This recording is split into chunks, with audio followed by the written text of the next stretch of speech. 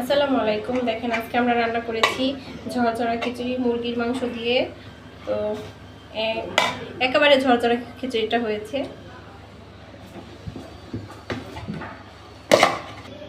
খিচুড়ির সাথে একটু ঘি নিয়ে নিই। আমি ঘি দিয়ে রান্না করেছি অবশ্য, তারপরে একটু ঘি নিয়ে নিলাম। ঘি দিয়ে খেয়ে দেখাই কেমন। ঘি খাবি? অনেক মজা হয়েছে, অনেক মজা। আর এই ঘিটা আমি নিজে হাতে তৈরি করছি। আমি একটু কালি জিরা ভর্তা খেয়ে টেস্ট করে দেখি। খিচুড়িটা আমি রান্না করেছি আজকে আমাদের দুপুরের খাবার খিচুড়ি। তো বৃষ্টি কয়েকদিন যাবত বৃষ্টি হইতেছে, মন চাইলো একটু ঝরঝরা খিচুড়ি রান্না করে খাই, তো তাই রান্না করে খেলাম।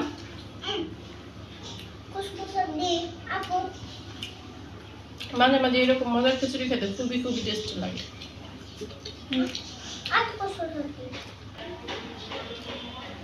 অনেক মজা হয়েছে।